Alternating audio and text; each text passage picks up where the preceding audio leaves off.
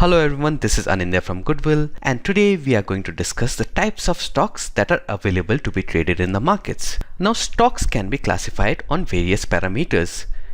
Stocks can be classified via ownership rights and dividend payouts. Stocks can also be classified via market capitalization, the definition for which will be discussed later on in this video. Last but not the least, stocks can also be classified based on valuation and price trend of that particular scrip. First off, let us look at the classification stocks based on ownership rights and dividends. First and foremost, we have something called the common stock. This is a type of stock that gives you proportional part ownership of the company based on the percentage of your stock holding. It gives you voting rights as well as a say in the corporate governance of that particular company. However, in the case of a liquidation, you will be given last preference to receive a payout since you are the part owner of the company and the risk of the business lies with you. Next, we have something called the preferred stock.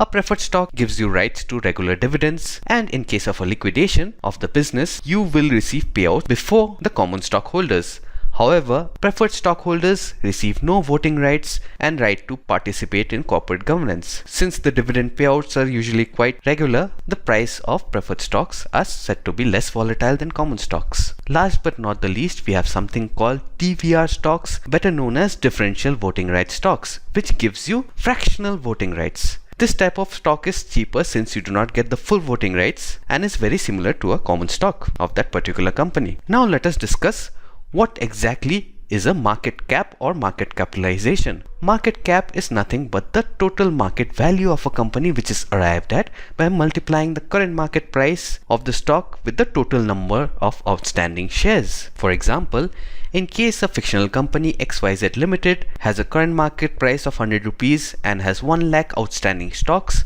the market cap of that particular company will be nothing but 100 multiplied by 1 lakh, which is 1 crore rupees. Now let us look at the classification of stocks based on market capitalization. First, we have something called large cap stocks. These are stocks that have a market cap of over Indian rupees 20,000 crore.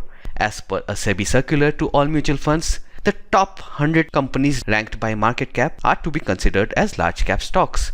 Next, we have something called mid cap stocks. These are stocks that have a market capitalization between 5,000 to 20,000 CR. As per SEBI circular to mutual funds, companies ranked between 101 to 250 by market cap are considered as mid cap stocks. Last but not the least, we have small cap stocks. All companies with a market cap less than 5,000 CR are considered small cap stocks, and as per the SEBI circular, stocks ranked 251st and below by market cap are considered small cap stocks for investment. Lastly, we have the classification of stocks based on valuation and price trend. The first type of stock is something called the overvalued stocks, or stocks which trade at a price higher than its perceived fundamental intrinsic value. Keyword here is perceived because different analysts may come up with different intrinsic values based on the valuation technique used by them. Next, we have something called undervalued stocks, or stocks that trade at a discount to its perceived fundamental intrinsic value. Next, we have something called income stocks, or stocks that pay out its earned profits in the form of regular dividends. Next, we have growth stocks, or stocks of companies who tend to reinvest their profits back into the business, thereby expanding their business and making the company grow. This in turn results in increment of the stock price, which indirectly also benefits the stockholder. Next, we have something called defensive stocks. These are stocks whose market performance is usually not deterred by adverse economic conditions, since they have a very stable economic model. Segments which include defensive stocks are